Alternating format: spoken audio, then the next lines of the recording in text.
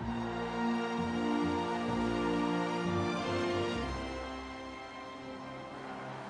chers amis,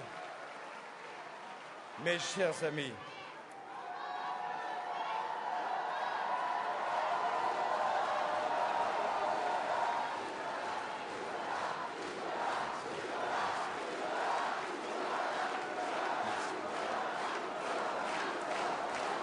mes chers amis, face aux événements tragiques de Montauban et de Toulouse, la France a été exemplaire. Les Français ont été exemplaires. Vous avez été exemplaires. La France a su rester unie. La France a su se rassembler. La France, comme à chaque fois que le malheur frappe, a été solidaire, et c'est tout le peuple français qui a partagé la souffrance inhumaine qu'un tueur, qu'un terroriste a voulu infliger de sang-froid à des familles, à des épouses, à des mères, à des enfants. Devant ces actes monstrueux, la France a tenu bon. Elle n'a cédé la France ni à la peur, ni à la colère, ni à la vengeance. Les Français ont refusé tout amalgame. Et la France a montré en cette occasion le discernement des vieilles nations, recrues d'épreuves. La France, au fond, a refusé de tomber dans le piège qui lui était tendu par un tueur pervers. Pendant ces quelques jours, notre pays a su rester digne, notre pays a été rassemblé, toutes croyances confondues. Et je veux remercier ce soir, et de la façon la plus solennelle qui soit, les forces de l'ordre qui, au cours de ces heures terribles, ont montré leur sang-froid, leur courage, leur efficacité. En 10 jours,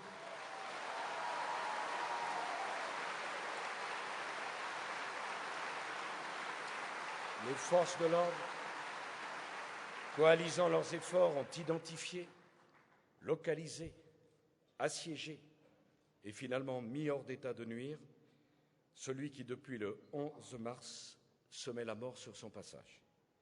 Les Français doivent savoir que ce tueur avait prévu de tuer à nouveau le matin même du jour où il a été cerné et qu'il voulait encore tuer à l'instant même où il a dû être définitivement mis hors d'état de nuire. Il voulait tuer davantage de policiers, il voulait tuer davantage de militaires. Je rencontrerai tous ceux qui ont participé à ces opérations pour leur dire la fierté et la gratitude du peuple français.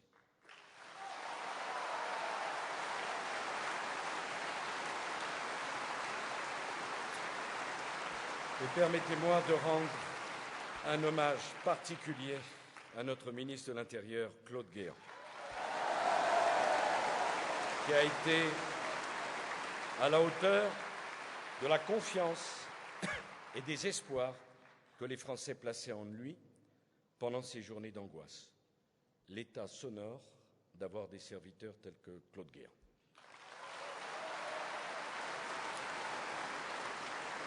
Alors permettez-moi, chers amis, cher Patrick Arouet, d'ajouter à cet hommage l'expression de mon indignation. Indignation qui est, je le sais, partagée par une écrasante majorité de Français. Dans une démocratie, chacun est libre. Chacun est libre de poser toutes les questions qu'il souhaite. Chacun peut légitimement interpeller à tout moment l'autorité et lui demander des comptes.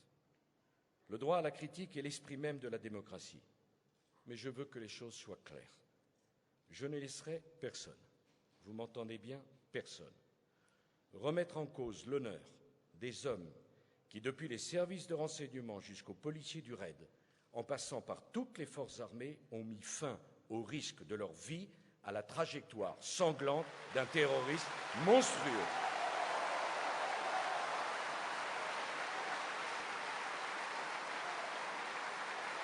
Ces hommes, comme les victimes du tueur, ont des familles, des femmes, des enfants. Ils auraient pu trouver la mort dans ces assauts. Certains ont été blessés. Nous aurions pu avoir d'autres cercueils, encore drapés du drapeau tricolore. Nous aurions pu entendre encore, comme à Montauban jeudi dernier, retentir la sonnerie aux morts.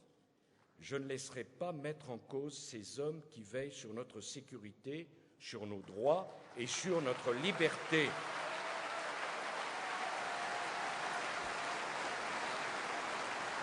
Pas plus que je ne laisserai insulter la mémoire des victimes sur Internet où je ferai traquer tout appel à la haine et tout ce qui chercherait à faire d'un tueur monstrueux un martyr.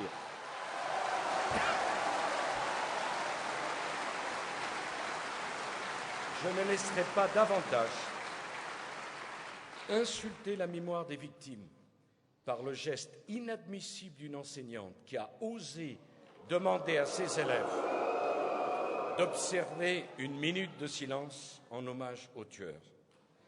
Saluons d'ailleurs le courage et le discernement des élèves de cette femme qui ont refusé ce qui leur était demandé, qui ont quitté la salle et qui ont prévenu le chef d'établissement de ce qui était en train de se passer. Hommage à ces lycéens, honte à cette enseignante.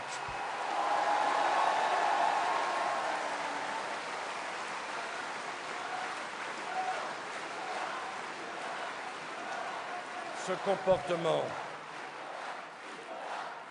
indigne ne doit pas occulter le travail admirable de ces milliers d'enseignants qui ont su trouver les mots justes pour parler de cette tragédie aux enfants qui leur sont confiés. Les polémiques qui ont commencé, je le dis comme je le pense, sont indignes. Pour les uns, il fallait agir plus vite. Pour les autres, au contraire, qui savent tout naturellement, il fallait attendre. Pour les uns, si spécialistes, il fallait parlementer. Pour les autres, au contraire, il fallait ruser. Pour les uns, il fallait se garder de prendre des décisions hâtives. Pour les autres, il fallait au contraire arrêter l'assassin avant qu'il n'agisse. Pour les uns, c'est la France qui serait coupable. Pour les autres, c'est la société qui serait coupable. Pour d'autres encore, la faute en reviendrait au climat. Pire, c'est le débat lui-même, le débat démocratique, qui encouragerait ces dérives. La France et les Français seraient donc coupables d'avoir débattu de leur avenir et des problèmes qui les préoccupent. Coupables de débattre de l'immigration. On n'y aurait pas le droit. Coupables de débattre de nos frontières. Ce serait scandaleux.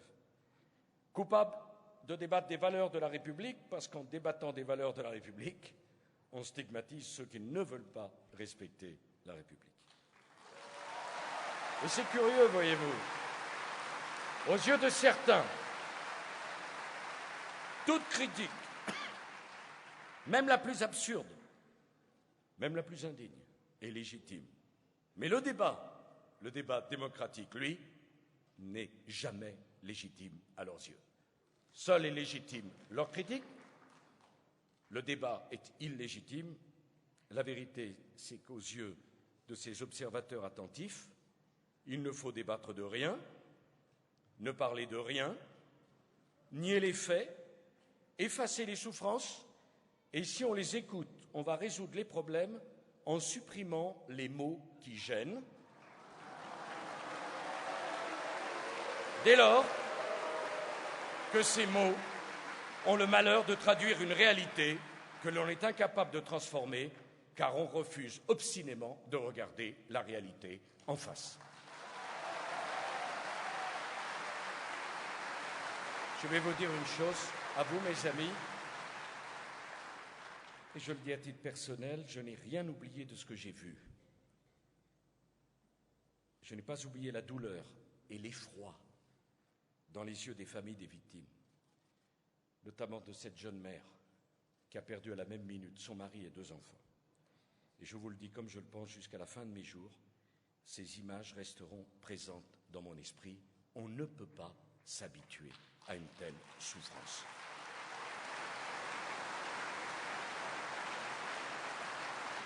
Alors j'assume la totalité des décisions qui ont conduit à la neutralisation définitive d'un tueur monstrueux.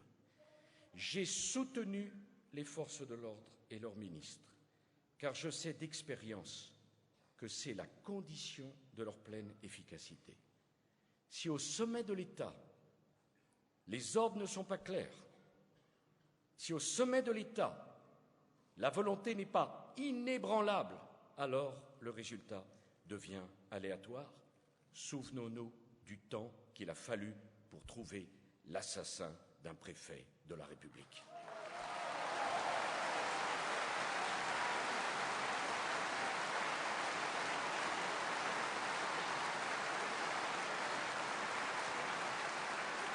Avec le Premier ministre, nous avons décidé de tirer les premières conclusions de ce drame en prenant immédiatement les décisions suivantes. Désormais, toute personne qui consultera de manière habituelle des sites Internet qui font l'apologie du terrorisme ou qui appellent à la haine et à la violence, ces personnes seront punies pénalement. La prison sera la réponse. Et qu'on ne vienne pas me parler d'un délit d'opinion, car le terrorisme, le djihad, la violence à ce point monstrueuse, ce n'est pas une opinion. On doit convaincre, on doit combattre ces idées parce qu'elles sont interdites sur le territoire de la République française. Toute personne qui se rendra à l'étranger pour y suivre des stages d'endoctrinement à des idéologies conduisant au terrorisme sera punie pénalement. La réponse sera la prison. Nous ne voulons pas, sur le sol de la République française, que de jeunes Français puissent aller suivre des cours d'endoctrinement aux méthodes du terrorisme. Nous décidons, hors la loi, ces cours, ces pratiques et cette idéologie. La propagation, l'apologie d'idéologies extrémistes seront réprimées par un délit figurant dans le Code pénal avec les moyens qui sont déjà ceux de la lutte antiterroriste. Enfin, j'ai demandé au garde des Sceaux de mener une action énergique et des décisions seront prises dans les jours qui viennent afin que nos prisons ne deviennent pas le terreau d'un endoctrinement à des idéologies de haine et de terrorisme.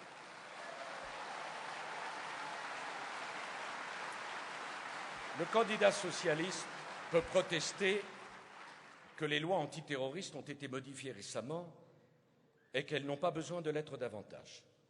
Il oublie juste de rappeler qu'il n'a voté aucune des lois antiterroristes derrière lesquelles il s'abrite aujourd'hui.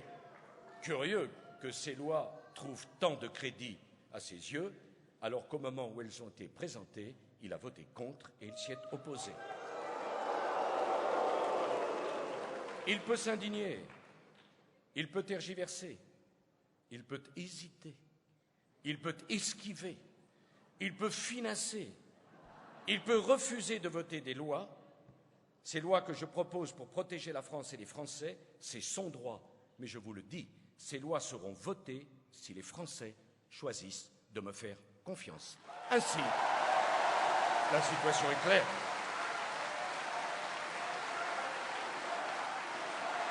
Je ferai donc voter ces lois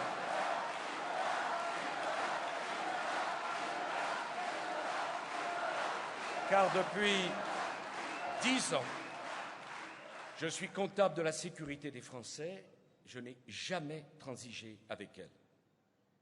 Je voudrais d'ailleurs dire comment le même homme peut laisser sa principale alliée politique, celle-là même à laquelle il a sacrifié l'indépendance énergétique de notre pays, s'égarer au point d'annoncer que la meilleure façon de lutter contre le trafic d'armes dans nos banlieues serait de dépénaliser l'usage du cannabis. On se dit, le Parti socialiste va s'indigner. On se dit, le Parti socialiste va demander un démenti. On se dit, le Parti socialiste va dénoncer l'accord électoral indigne passé avec les Verts. On attend, on écoute, eh bien non, rien ne se passe. Au fond, on en revient toujours à l'ambiguïté et à l'esquive. Les Français, eux, attendent des réponses claires sur des sujets aussi graves. Je pose donc la question à ceux qui ont sacrifié l'avenir du nucléaire et de l'indépendance énergétique de la France, parce que leurs alliés politiques l'exigeaient. Qu'allez-vous donc sacrifier d'autres? Que leur répondrez-vous à vos alliés quand ils vous demanderont d'encourager partout le communautarisme qu'ils ont toujours préféré au modèle républicain? Céderez-vous, là aussi, ou répondrez-vous non? Que leur répondrez-vous quand ils vous demanderont d'ouvrir en grand les vannes de l'immigration et de ne plus expulser les sans-papiers, les étrangers en situation irrégulière, comme ils le réclament tous les jours? Que leur répondrez-vous quand ils exigeront l'abolition de toutes les lois qui protègent la sécurité des Français, parce qu'ils détestent toute forme d'autorité? Je propose d'ailleurs qu'après avoir supprimé le mot race et le mot zone, on s'interroge longuement sur la pertinence du mot autorité.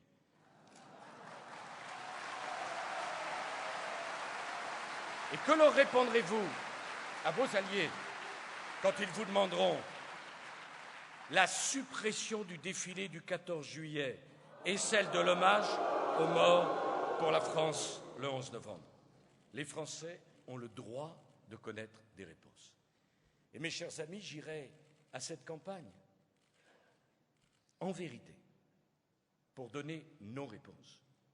Nous n'avons pas à nous faire dicter ce de quoi nous avons le droit de parler et ce dont on n'aurait pas le droit d'évoquer même la question. Et nous n'avons pas à nous faire dicter nos réponses.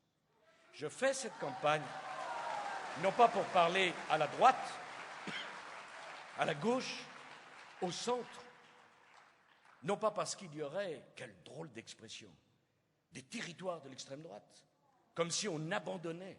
Ceux qui parlent de ça, d'ailleurs, c'est très intéressant, ne se rendent pas compte qu'en parlant des territoires de l'extrême droite, ils en parlent comme s'il y avait des territoires abandonnés, comme ils avaient abandonné nos quartiers et nos banlieues à la fin des années 90.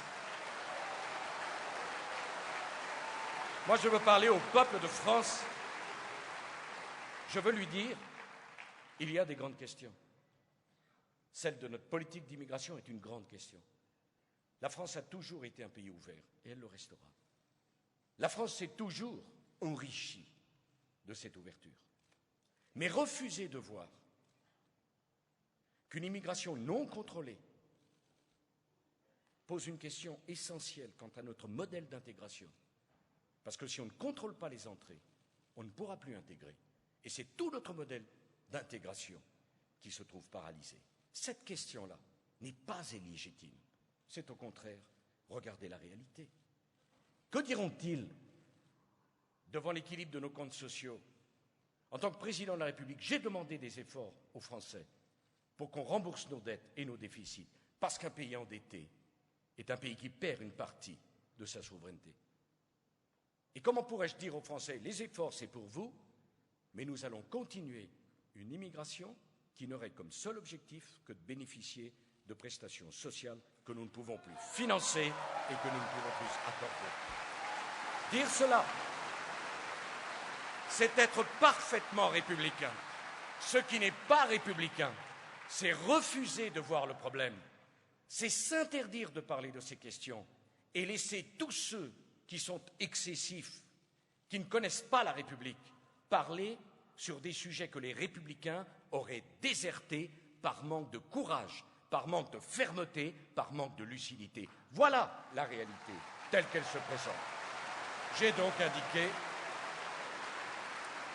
que désormais, le regroupement familial se ferait sous la condition d'avoir un logement pour accueillir sa famille, d'avoir un revenu pour faire vivre sa famille, et que la famille qui vous rejoint ait pris le soin d'apprendre, avant de venir en France, le français et les valeurs de la République.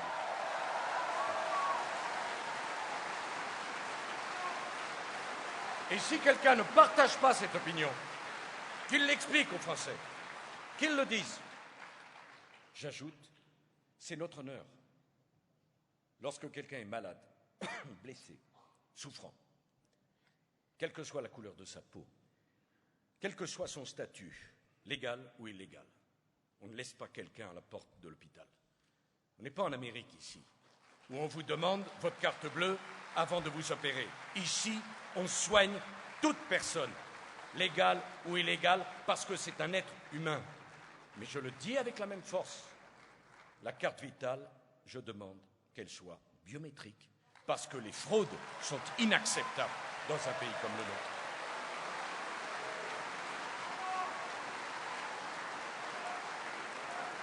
Mes chers amis, toute ma vie, j'ai été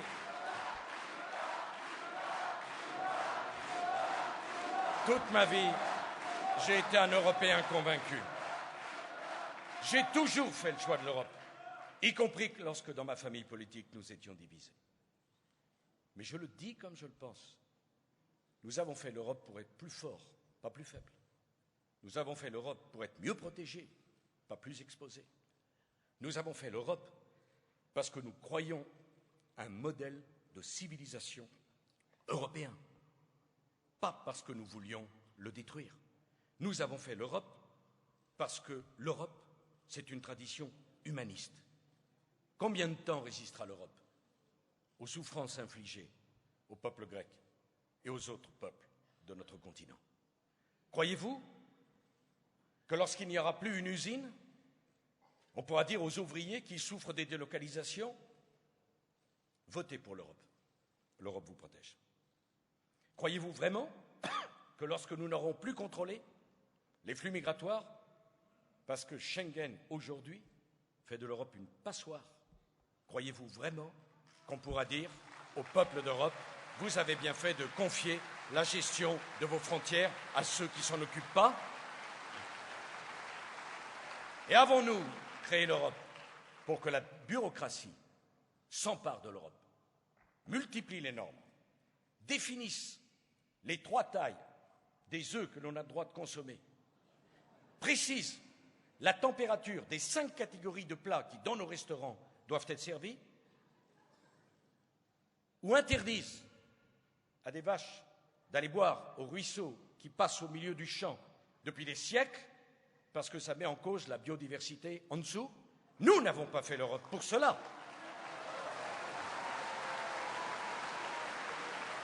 Et je dis que c'est les Européens qui doivent défendre ce discours, parce que justement nous avons toujours cru en l'Europe.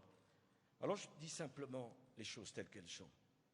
Si dans un délai d'1 an, l'Europe ne se ressaisit pas sur Schengen, ne décide pas un gouvernement politique pour animer Schengen, avec un président politique de Schengen pour gérer Schengen et pour gérer les crises, ne décide pas d'une convergence du droit des étrangers à l'intérieur de Schengen, ne décide pas d'une sanction à l'endroit de pays membres de Schengen qui ne respecteraient pas les règles, je le dis comme je le pense, à ce moment-là, au bout d'1 an d'inaction, la France prendra ses responsabilités et sortira de Schengen. Je ne le souhaite pas, mais que les choses soient claires. Les leçons de la crise financière doivent servir. Parce qu'il y a eu la crise, l'Europe a bougé. L'Europe est sortie de son train-train. Et finalement, tous ceux qui ont leur bureau à Bruxelles ou ailleurs se sont rendus compte que finalement, quand il y a une crise, il vaut mieux que ce soit les chefs d'État et de gouvernement démocratiquement élus qui s'occupent des choses. De ce côté-là, on n'a pas été gênés, ils nous ont laissé les manettes. Mais je ne veux pas que la crise passée, on revienne dans la même situation, celle d'avant. Il n'en est pas question. Ce qui a été fait pour l'euro, nous devons le faire pour Schengen. J'ajoute, pour les chefs d'entreprise, que je ne peux pas accepter que tous les marchés publics soient ouverts en Europe et qu'aucun marché public ne soit ouvert dans certains grands pays du monde. Je crois à la liberté des échanges. Je crois à l'économie de marché. Mais je crois à la concurrence loyale, pas la concurrence déloyale. Qu'on impose aux chefs d'entreprise des règles environnementales, c'est normal. Qu'on leur impose des règles sociales, c'est naturel. Qu'on impose aux éleveurs des règles de traçabilité ou de bien-être de la condition animale, naturellement. Mais alors pourquoi importe-t-on en Europe des produits venant de pays qui ne font respecter aucune règle sociale, aucune règle environnementale, aucune règle sanitaire? Là, ce n'est pas normal, ce n'est pas acceptable. Les choses sont claires. Si dans un an, nous avons obtenu la réciprocité, pas de problème.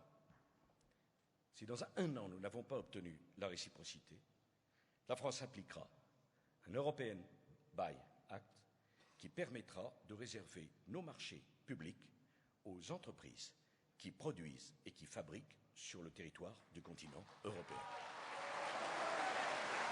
Et à ceux qui viendraient me dire que ce n'est pas libéral, je voudrais rappeler que la plus grande nation, le plus grand pays libéral au monde, les États-Unis d'Amérique, applique cette règle depuis 1933. Ce qui est permis aux États-Unis d'Amérique, je ne vois pas au nom de quoi on devrait l'interdire à l'Europe. Je dirais d'ailleurs la même chose pour les PME. Je demande que dans nos marchés publics, 20% au moins des commandes puissent être réservées aux PME. Le processus est toujours le même et les élus le savent bien. Appel d'offres. Les plus grandes sociétés se précipitent avec des prix défiant toute concurrence, qui cassent les reins des petites et moyennes entreprises. Ces petites et moyennes entreprises disparaissent. Et une fois disparues, selon un processus incroyable, les prix, dont on pensait qu'ils étaient à la baisse, reviennent à la hausse. Je demande donc que dans un délai d'1 an, nous puissions réserver 20% de nos marchés publics aux PME. C'est la diversité et c'est le tissu industriel de la France qui en a besoin. La vérité, mes chers amis, de tout cela, c'est que l'Europe se trompe en ne pensant qu'au consommateur. Car le jour où le consommateur devient chômeur, qu'est-ce qu'il peut consommer? L'Europe se trompe en parlant de la concurrence seulement et en oubliant les travailleurs et les producteurs. Nous devons construire l'Europe pour les travailleurs et pour les producteurs, avec une véritable politique industrielle, avec une politique de concurrence fondée sur la réciprocité, et penser que le consommateur sera servi parce qu'on aura gardé des emplois et de la croissance en Europe. Le jour où on ne fait que l'Europe de la consommation, on aura l'Europe du chômage et de la décroissance, et cette Europe-là, nous n'en voulons pas. On me disait, mais c'est impossible. Les mêmes m'expliquaient que le gouvernement économique, on n'arriverait pas à convaincre les Allemands. Les mêmes m'expliquaient que l'Europe ne pouvait avancer que par l'intermédiaire de la Commission et que l'intergouvernemental, c'était impossible. Les mêmes m'expliquaient que la convergence des politiques économiques et fiscales, c'était impossible. Lorsqu'il a fallu sauver un pays comme la Grèce, diviser par 2 sa dette, convaincre les créanciers d'abandonner 105 milliards d'euros de façon volontaire, sortir l'Europe d'une crise financière dont vous n'imaginez pas les conséquences que cette crise aurait pu avoir sur chacun d'entre vous. On me disait c'est impossible. Et puis dos au mur, ce qui était impossible est devenu possible. Ce qui n'avait pas avancé pendant 10 ans est devenu possible en 6 mois. Ce que nous avons fait pour l'économie et pour la finance, il faut que nous le fassions dans les mêmes conditions pour les frontières, pour la réciprocité, pour la politique commerciale. Et pendant qu'on y est d'ailleurs, je souhaite que les objectifs de politique commerciale de l'Europe soient fixés par les chefs d'État et de gouvernement et que la Commission applique la politique définie par les chefs d'État et de gouvernement.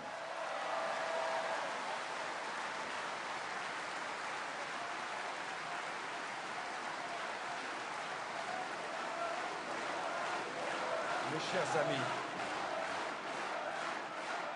ce sont nos idées. Je veux vous dire une chose grave, si nous ne réussissons pas, c'est toute l'Europe qui risquera l'implosion. Je vous le dis comme je le pense. L'Europe ne peut pas supporter qu'à chaque fois qu'on interroge un peuple, il réponde non. L'Europe ne peut pas supporter que son nom soit associé à la souffrance, à la désespérance et à l'absence de protection. L'enjeu est très clair. Si nous faisons cela, nous réhabiliterons le projet humaniste de l'Europe aux yeux des Européens.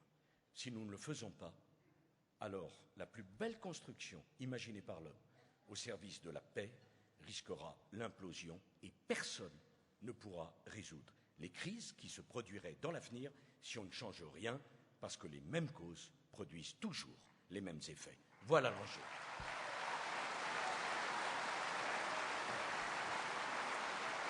Je dirais, durant cette campagne,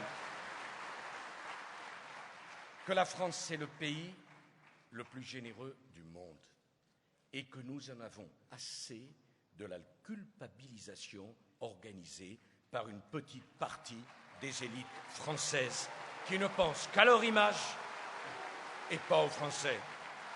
Oh, qui sont-ils ceux que je vise? C'est tout simple, c'est ceux qui vont à la télévision avec un miroir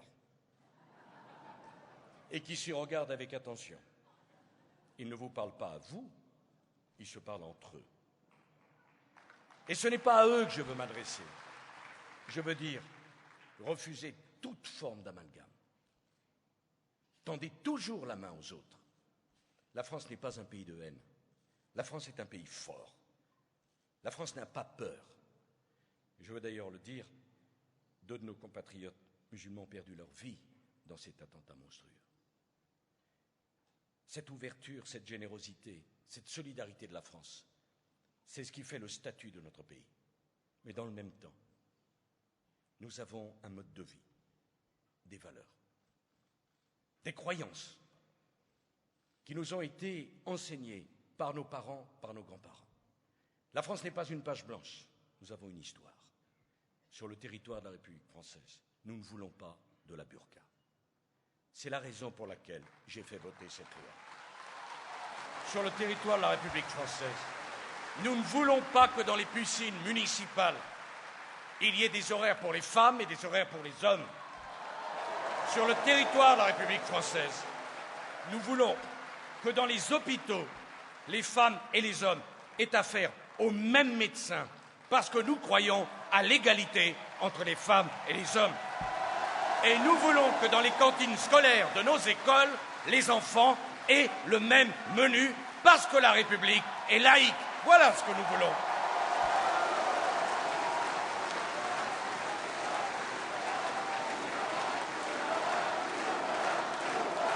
Enfin, je voudrais vous dire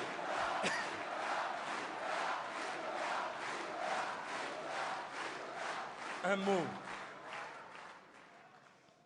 Ce mot dont on entend tellement parler et tellement mal, le mot juste. Les Français ne supportent pas les injustices, et ils ont raison. Et ils ont été légitimement choqués par le comportement dévoyé, les salaires exorbitants d'une minorité dans la finance. Mais en même temps, les Français ne pensent pas qu'être juste, c'est vouloir l'égalitarisme et le nivellement. Les Français ne veulent pas vivre dans un pays où le talent serait puni et non pas récompensé. Les Français ne veulent pas vivre dans un pays où la réussite serait suspecte et non pas encouragée. Les Français ne veulent pas vivre dans un pays où celui qui ne travaille pas et ne paye pas ses cotisations gagne davantage que celui qui travaille et qui paye ses cotisations. Je n'ai pas peur d'ouvrir le dossier de la justice. Je n'ai pas peur de parler de ce qui est juste, mais ayons le courage d'aller jusqu'au bout. Ce qui est juste, c'est quand on a des droits, on a également des devoirs. Ce qui est juste, c'est qu'une femme ou un homme, quel que soit son âge, ait le droit d'apprendre un nouveau métier.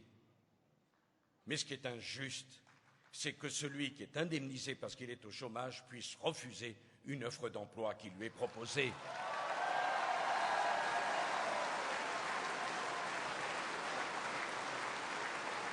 Mes chers amis, tout finit et tout commence par le travail, sa récompense, sa considération, la façon dont on imagine, l'idéal qu'on leur propose à nos propres enfants. Le travail. Le travail est une valeur d'émancipation. Le travail n'est pas une aliénation. Quand on a fait croire que le bonheur dans la vie, c'était de travailler 35 heures, on ignore et on passe à côté d'un sujet considérable, qui est la qualité de vie au travail. Je connais des femmes et des hommes qui travaillent beaucoup plus que 35 heures et qui sont heureux parce qu'ils sont considérés, respectés dans leur travail. Et je connais des femmes et des hommes qui travaillent 35 heures et qui sont malheureux dans leur travail. Je le dis comme je le pense, les 35 heures ont été une erreur économique, on le sait, une erreur sociale, mais surtout une erreur morale, en laissant à penser qu'en travaillant moins, notre pays pouvait se sortir d'affaires dans une compétition internationale de plus en plus rude.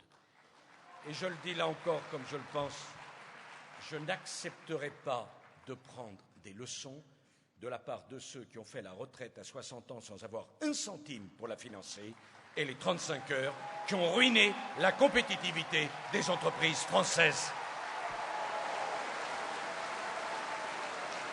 Alors, mes chers amis, je me tourne vers vous, je me tourne vers le peuple de France, je me tourne vers vous pour qu'ensemble, nous écrivions la plus formidable histoire de la vie politique récente. En 1 mois et demi, c'est vous qui choisirez, c'est vous qui direz la vérité. Vous ne vous laisserez dicter votre choix par personne. Vous êtes la majorité silencieuse que l'on va entendre pendant ce mois et demi, qui dira voilà la France que nous voulons, voilà la République dans laquelle nous croyons, voilà les idées que nous voulons défendre avec vous. J'ai besoin de vous. Aidez-moi. Aidez notre pays. Aidez la République. C'est vous qui avez dans les mains les clés de cette élection, ce tournant historique pour notre pays. 1 mois et demi repose sur vous, sur votre engagement, sur votre force, sur votre idéal. Oui, mes chers amis, aidez-moi. Peuple de France, vive la République et vive la France!